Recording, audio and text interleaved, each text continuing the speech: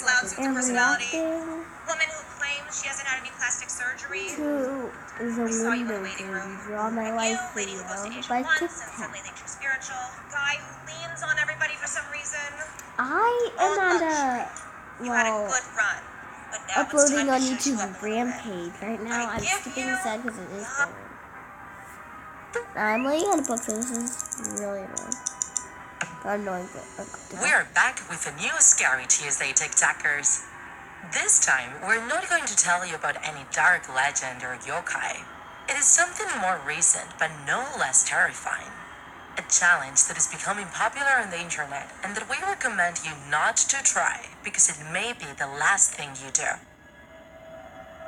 It's the mysterious and creepy window game. Its origin is uncertain. We don't know exactly who started it or why. It just started circulating among users of a deep web forum and soon became popular in the community. There are hundreds of testimonials from people who tell how they put it into practice. Some of them lack the ending, since the player suddenly disappeared without giving any more signals. We haven't had the nerve to try it, no matter how simple it seems.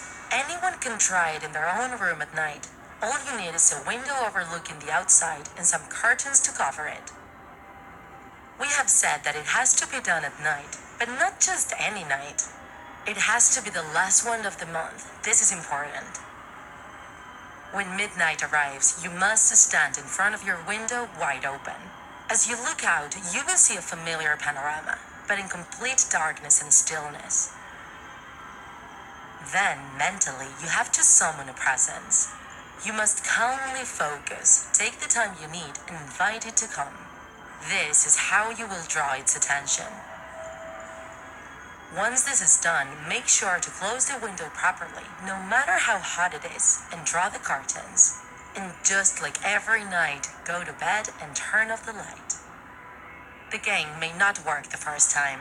In fact, it's normal. It takes a lot of concentration to summon this presence. And written testimonies say it never usually works until at least the 6th attempt.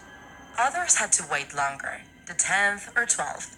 It doesn't mean that it's not being done well. If it is repeatedly every last night of the month, it will end up working. You will know that you have succeeded if after 30 minutes or an hour of lying down, you begin to hear some noises in the window, as if someone or something is knocking their fingers on the glass. Now, the real game begins. That spirit must never know that you're awake. You have to stay completely still as if you were in deep sleep with your eyes closed. More importantly, you should never look at what is on the other side of the window, a few meters from you.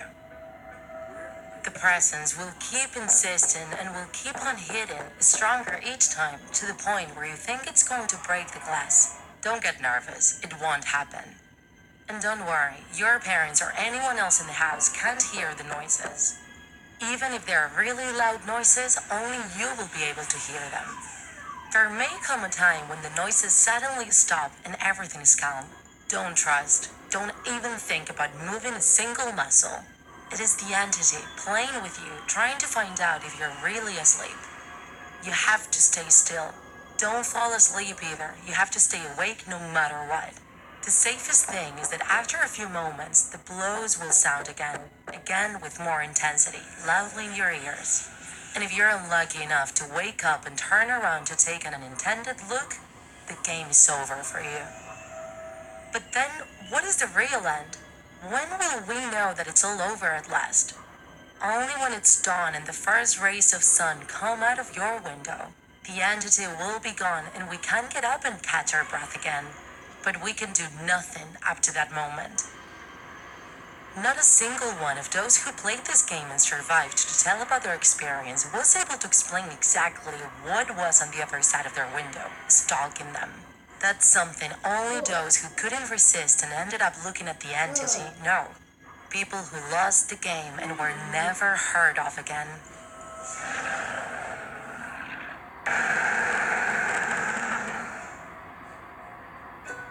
If you enjoyed this video, don't forget to like it. And if you want to see more Draw My Life videos, subscribe to our channel. See you in the next episode. Oh, I got a key.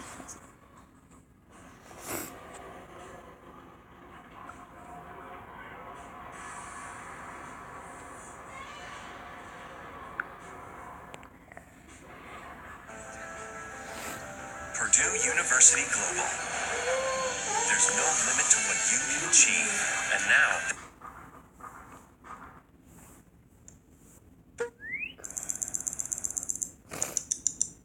Welcome to a new Draw My Life video.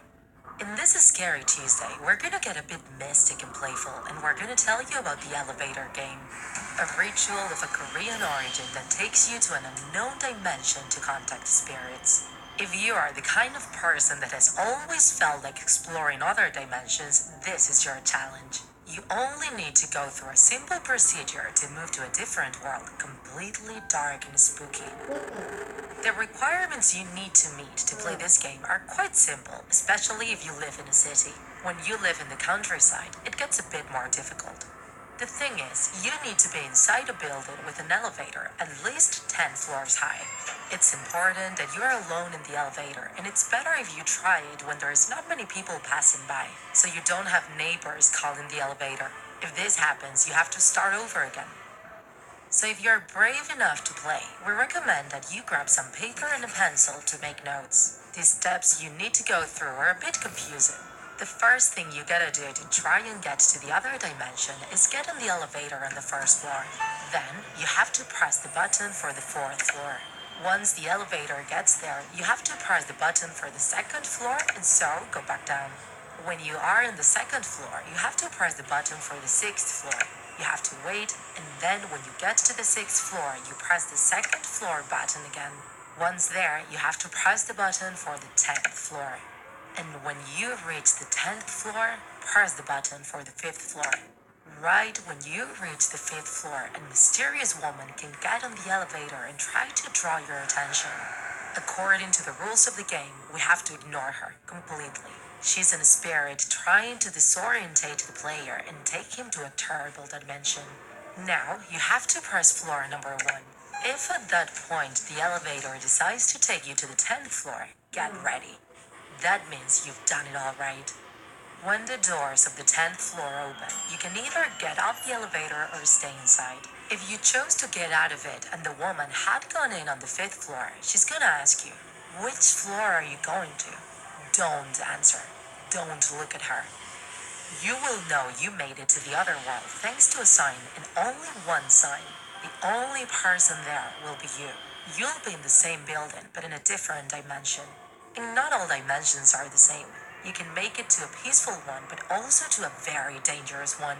All the lights will be off, and the only thing you'll be able to see through the windows is a red cross in the distance. Some people say electronic devices such as cell phones or cameras don't work in the other world. Some others say they do. It's not really clear. In order to go back to your right dimension, if you stay inside the elevator, the only thing you have to do is press the button for the first floor. If it doesn't work, keep pressing until it does work. When the elevator reaches the first floor, you have to leave as soon as the doors open. No looking back, no talking. If you choose to get off the elevator on the 10th floor, you have to repeat exactly the same process again from the same elevator. Only that, instead of taking you to the 10th floor, the elevator will leave you on the first floor. Seems simple, huh? The only bad thing is if you get tired of exploring, or if you happen to be in danger and need to run away. As we have just told you, you need to take the same steps again. That means starting from the first floor. So, you have to go down the stairs of the other dimension. Down the stairs 10 floors. Sounds more complicated now, doesn't it?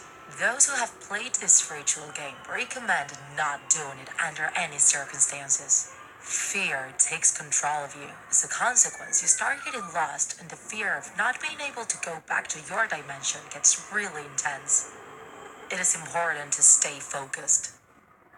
If you remember Lisa Lamb's video, one of the hypotheses behind her weird behavior and her disappearance was that she was trying to take part in this game. What do you think? Would you dare to go to a different dimension? Are you gonna try?